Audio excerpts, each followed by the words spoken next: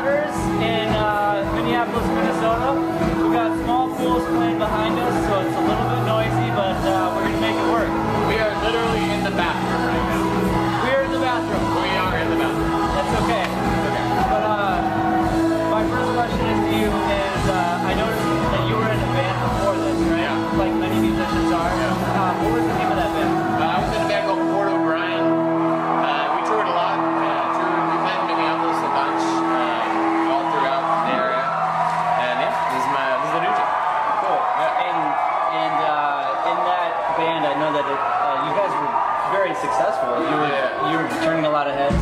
And then you guys ended, I think it was in 2011? Something like, maybe something like that, yeah. And can I ask what the reason is? Oh, you know, same reason as always. Just band bullshit. Yeah.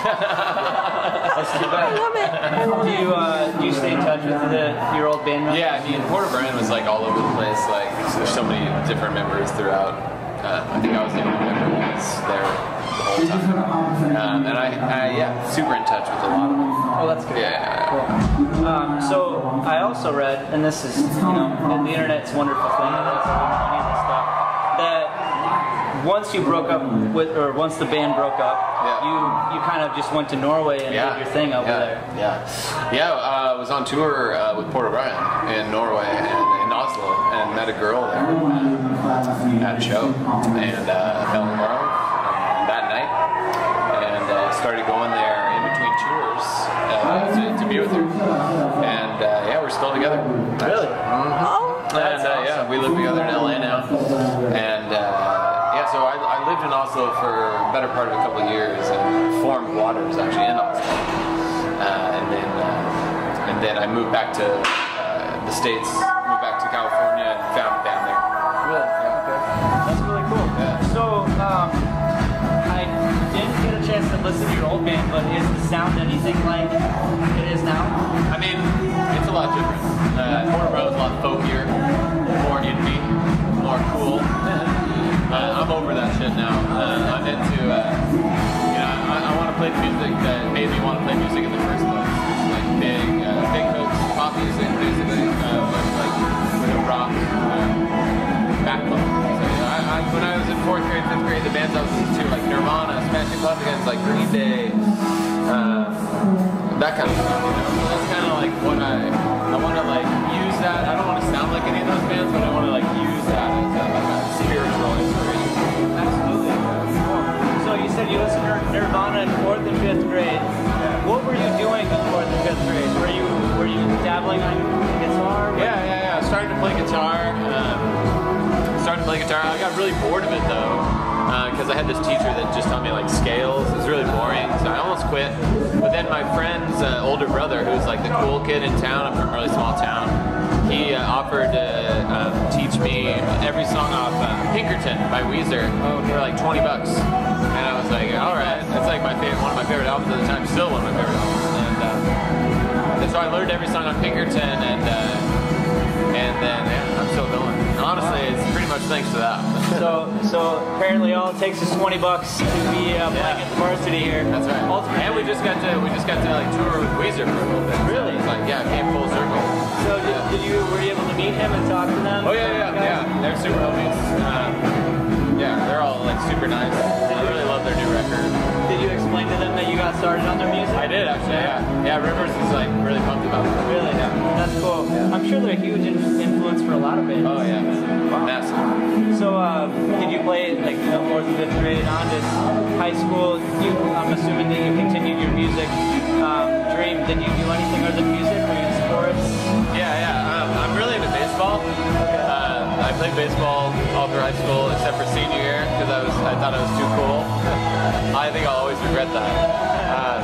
But I'm really into my team's the Dodgers. I'm pretty. It's actually a pretty big part of my life. I don't care about any other sports or any other teams, but I know literally everything about the Dodgers.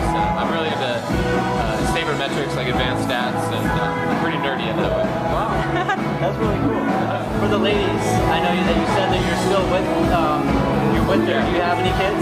No kids. Do you plan on having any kids in the future? Yeah, probably. I've been into the idea of adopting. Oh, really? Absolutely. And yeah, but you know, we'll see. I also, you know, part of being a human being, right, is that you want to recreate your own genes. But I kind of like the idea of fighting that a little and trying to. I guess you could say you're very aware of like the overpopulation problem, right? Is that what you're getting at? Yeah, I mean, I think that's at the crux of a lot of our problems. It's hard to solve a lot of problems when there's like so many people.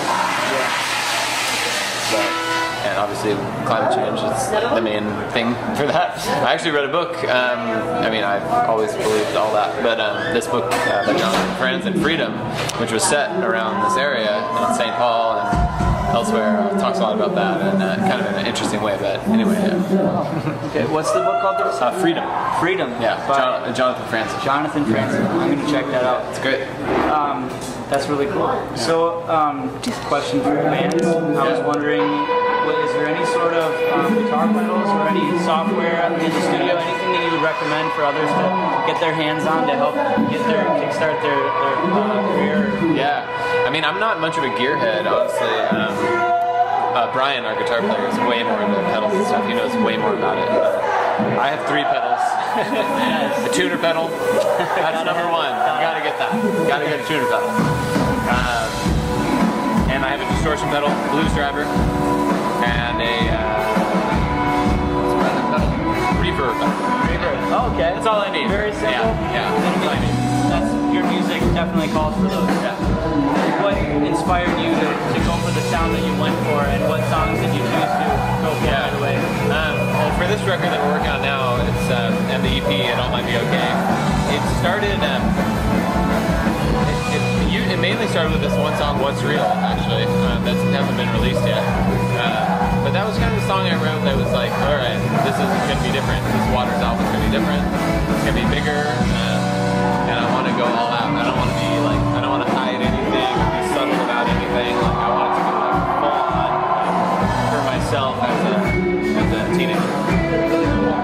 I also read that between your time of being in those bands that you decided to go to Alaska and work for your dad on commercial fishing. So, is he living in Alaska, or is that a company that he has out there? So my dad actually lives in California, but our whole family's income is commercial salmon fishing in Alaska every summer. So he just goes up there every summer, and I used to go every year. I worked on it for several years, the whole summer. And now with touring and stuff, it's a little hard. But, oh man, I couldn't go this last summer. I missed it so much. Yeah, you know, it's like in Alaska, it's beautiful. There's no, like where we're at, there's nothing. You know, no cell phone, no Wi-Fi, literally just no way to get in touch with the rest of civilization. And that is a magical feeling that is very hard these days. And I feel like I need it a little bit to recharge. So hopefully next summer. Although I'm guessing we'll be touring. Probably. Yeah, probably. Your parents approve of you doing the music? Oh yeah, totally. My parents are amazing. I love them. They're super supportive. That's cool. My mom is the one who bought all the flowers that were on our microphone. Oh really? So, yeah. That's kind of a nice reminder as you're on tour. Yeah, I love it. Yeah, my parents are really important to me. Well, I want to thank you so much for taking the time and talking with us. It was great. Thanks for having me, man. Thanks so much. Yeah. Hey, this is Van Pierzalowski from Waters, and you're watching Music in Minnesota.